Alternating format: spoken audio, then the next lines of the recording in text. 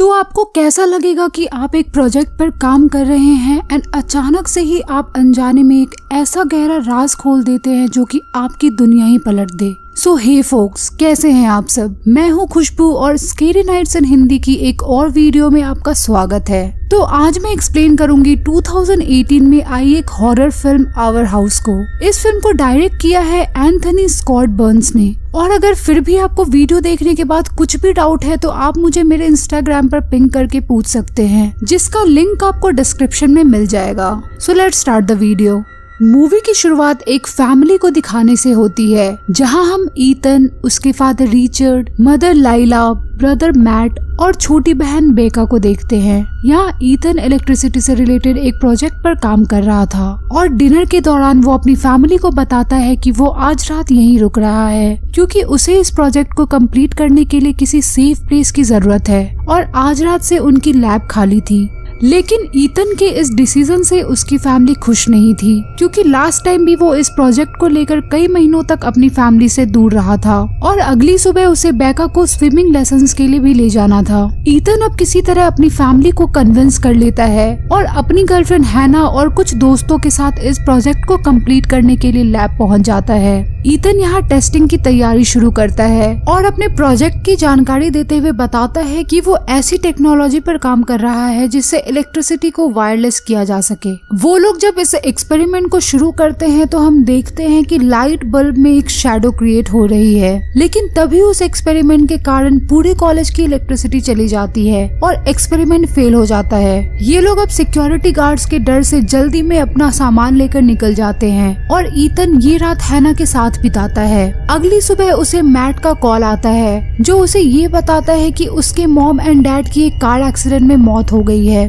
जिसके बाद वो घर जाकर मैट और बेका से मिलता है। सीन अब सीधे 3 महीने बाद शिफ्ट होती है, जहां मैट और बेका की पूरी जिम्मेदारी अब ईथन पर आ चुकी थी। वो रोजाना दोनों को स्कूल ड्रॉप करने के बाद एक इलेक्ट्रिसिटी अप्लायंसेस के शॉप पर काम करता था, जिसके कारण वो काफी समय से अपने प्रोजेक्ट पर भी काम नहीं कर पा रहा था। ईथन अब अगले दिन बेका को स्कूल ड्रॉप करता है, जहां उसकी टीचर ये बताती है कि उसके मॉम एंड डैड की डेथ के बाद बेका काफी उदास रहती है, लेकिन ईथन इस चीज को इग्नोर करते हुए निकल जाता है। वो आज मैट और बेका को स्विमिंग क्लास ले जाने के लिए कहता है और घर आकर अपने उसी प्रोजेक्ट पर आगे काम करने का डिसाइड करता है। वो अपनी मशीन को स्टार्ट करता है, लेकिन वो फिर से उस बल्ब को नहीं जला पाता। इस दौरान हम उसके पीछे फिर से उसी ब्लैक शैडो को क्रिएट होते हुए देखते हैं, लेकिन ईथन की मशीन बंद करते ही वो गायब हो जाती है। तभी उसे याद आता है कि वो मैट और बेका को पिक करने के लिए लेट हो गया है और वो जल्दी से उन्हें पिक करके घर पहुंचता है। लेकिन मैट इस बात को लेकर ईथन से नाराज हो जाता है और जब वो घर पर ईथन को फिर से उसी प्रोजेक्ट पर काम करता देखता है तो वो फिर से गुस्सा हो जाता है, क्योंकि वो इस प्रोजेक्ट को ही उसके मॉम एंड डैड की डेथ का कारण मानता था। मैट का मानना था कि ईथन अगर उस रात इस प्रोजेक्ट के लिए बाहर नहीं गया होता तो उसके मॉम एंड डैड उसे लेने के लिए वहाँ से नहीं निकलते और उनकी डेथ नहीं होती।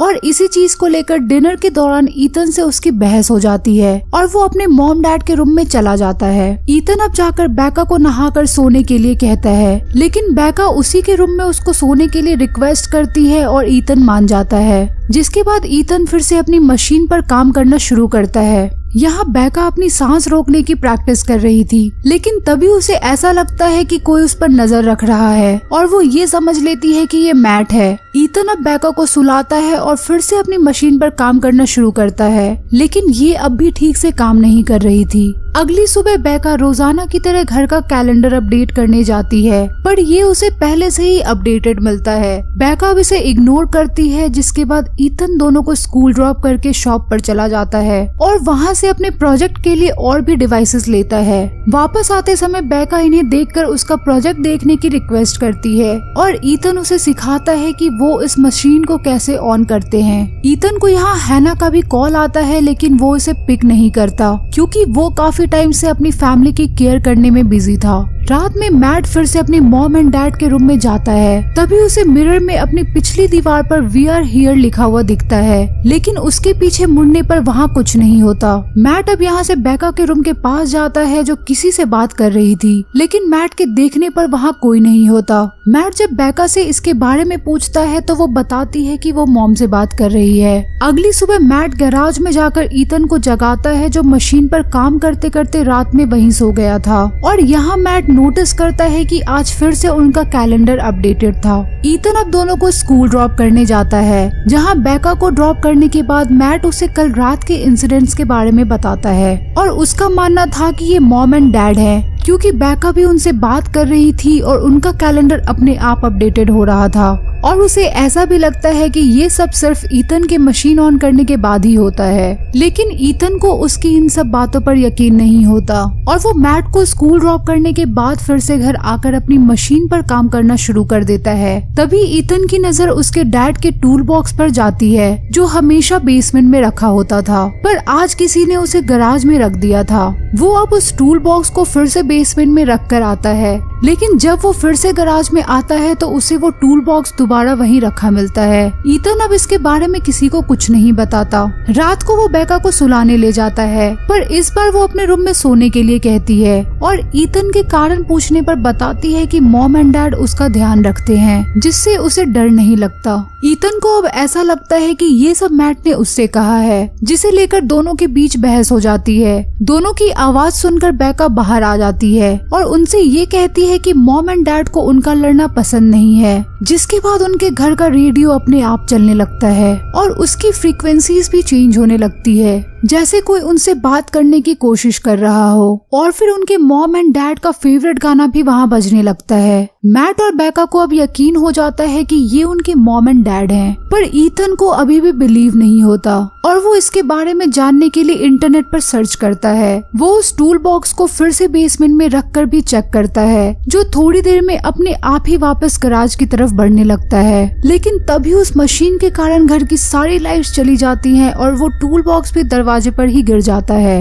अगले दिन मैट इस बारे में हैना से बात करता है और उसे बताता है कि उनकी मशीन ने किसी तरह का गेटवे ओपन कर दिया है, जिसके कारण वो अपने मॉम एंड डैड से कांटेक्ट कर पा रहे हैं। लेकिन हैना को पैरानॉर्मल चीजों पर यकीन नहीं था, जिसके बाद मैट थोड़ा नाराज होकर वहाँ से चला जाता है। दूसरी तरफ मैट और बेका उस मशीन को फिर से शुरू कर देते हैं और ईथन जब घर पहुँचता है तो वो मैट और बेका को उसकी डॉल से किसी तीसरे पर्सन के साथ खेलते पाता है, जो दिखाई नहीं दे रही थी पर उस डॉल को पकड़ पा रही थी। अब रात में ईथन फिर से बेका को सुलाने जाता है, जहाँ वो बेका को बोलता है कि वो उसकी परमिशन के बिना उस मशीन को ना चलाए, पर बेका उसे बताती है कि वो मॉम को देखना चाहती है, पर इसके लिए उसे सिग्नल की स्ट्रेंथ को बढ़ाना होगा, ऐसा मॉम एंड डैड ने उससे कहा है। ईथन अब मैट से मिलकर ये डिसाइड करता है कि अगर उसके मॉम एंड डैड से मिलने का कोई तरीका है तो वो किसी भी हालत में इसे ट्राई करेगा, पर वो इसके बारे में बाहर किसी और को ना बताए।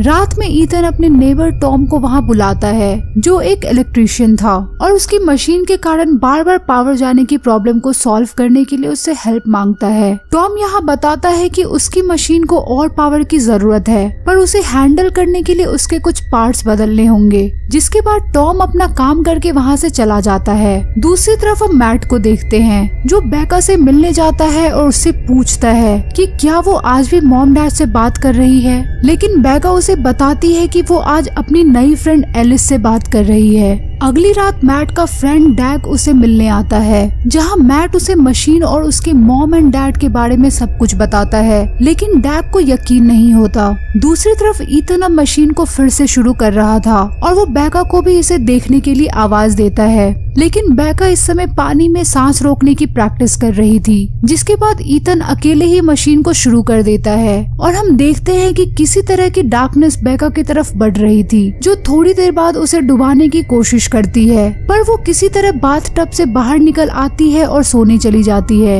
ईथन अब बेका के पास जाता है और उसके पास उसकी फेवरेट डॉल ना देखकर उसके बारे में पूछता है, जिस पर बेका ये बताती है कि उसने वो एलिस को दे दी है। दूसरी तरफ डैग वॉशरूम जाता है, जहाँ उसे अपने पीछे एक शैडो नजर आती है, पर पर्दा हटाने पर वहाँ कुछ नहीं होता। लेकिन जैसे ही वो पीछे मुड़ता है तो वहाँ किसी लड़की की शैडो को क्रिएट होते हुए देखता है, जिससे डरकर वो वहाँ से भाग जाता है। अगली रात टॉम उसे फिर से मिलने आता है, जो काफी शराब के नशे में था। वो ईथन को कन्फ्रंट करता है कि उसकी मशीन क्या काम करती है, क्योंकि उस मशीन का रेडियस ईथन के घर से भी कहीं ज्यादा था, जिसके कारण टॉम को भी अब अपनी मरी हुई वाइफ दिखने लगी थी। ईथन अब उसके सामने ये बात मान जाता है कि वो मशीन एक्चुअल में क्या काम करती है, जिसके बाद वो इसे बंद करने का फैसला करता है। अगले दिन ईथन बेका को स्कूल ड्रॉप करता है, जहाँ उसकी टीचर बेका के फ्रेंड एलिस के बारे में ईथन से पूछती है। ईथन को अब तक ऐसा लग रहा था कि एलिस स्कूल में बेका की कोई फ्रेंड है, लेकिन असल में ऐसा नहीं था। ईथन अब स्कूल के बाद बेका को पिक करता है,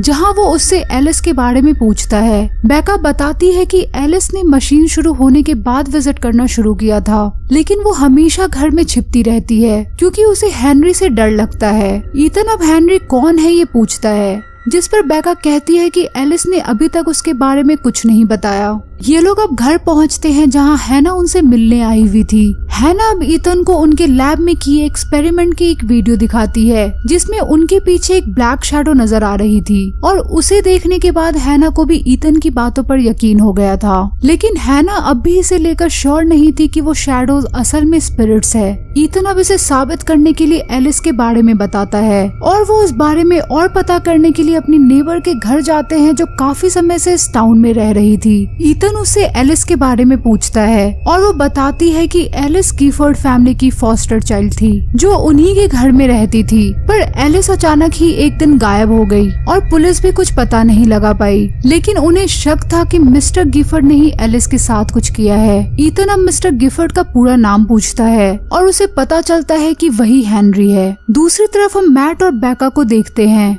जहाँ उनके घर की लाइट्स अचानक ही फ्लिकर करने लगती है। तभी बेका की नजर उसके डॉल पर पड़ती है, जिसका पीछा करते हुए वो एक संदूक तक पहुंच जाती है, लेकिन कोई अनजान ताकत उसे संदूक में खींच लेती है। बेका की चीख सुनकर मैट उसे लेने जाता है। तभी एक घोस्टली शैडो उसके सामने आ जाती है और उसकी तरफ बढ़ने लगती है, लेकिन सही टाइम पर ईथन और हैना वहाँ पहुँच जाते हैं। दूसरी तरफ बेका उस संदूक को किसी तरह खोल लेती है, लेकिन वो अब किसी टनल जैसी जगह पर पहुँच चुकी थी, जहाँ से उसकी बस वॉइस ही ईथन तक पहुँच रही थी।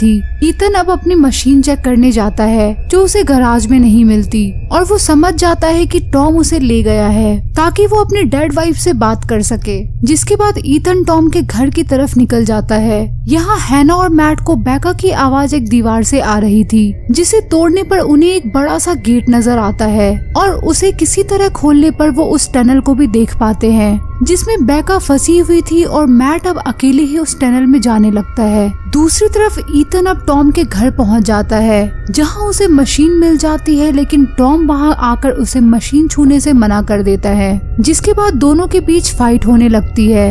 यहाँ मैट को बेका एक कोने में खड़ी हुई मिलती है, और जब वो उसके पास जाता है तो देखता है कि दीवार से निकले हुए दो हाथों ने उसे पकड़ रखा था, और अब ऐसे ही हाथ मैट को भी जकड़ लेते हैं, और अब हेनरी की स्पिरिट एक शैडो के रूप में उनकी तरफ बढ़ने लगती है। मैट अब हैना को आवाज लगाता है, और वो भी टनल में आती है, लेकिन उसे भी वैसे ही हाथ जकड़ लेते हैं। हेनरी का गोस्ट अब उनके काफी करीब पहुंच चुका था। दूसरी तरफ ईथन टॉम को बताता है कि अगर मशीन बंद नहीं हुई तो वो बेका को मार देंगे, जिसके बाद टॉम फाइट करना बंद कर देता है। तभी उसकी वाइफ का गोस्ट वहां आता है और उसे घसीट कर बाहर ले जाता है। यहाँ हेनरी अब मैट पर अटैक करने ही वाला था, लेकिन ठीक उसी समय ईथन उस मशीन को तोड़ देता है, जिससे सारे गोस्ट डिसअपियर हो जाते हैं और उनकी जान बच जाती है। हैना और मैट अब बेका को वहाँ से निकालते हैं, और ईथन टॉम को संभालता है, जिसके बाद उनकी फैमिली फिर से रियूनाइट हो जाती है। कुछ दिन बाद ईथन अपने उस घर को सील कर देता है, और बेका अपनी फेवरेट डॉल को भी एलिस के लिए वहीं छोड़ देती है, जिसके बाद ये लोग एक नए घर में शिफ्ट हो जाते हैं। लेकिन हम देखते हैं कि बेका की डॉल अब भी उनके पैक्ड सामान के साथ नए घर में आ गई थी,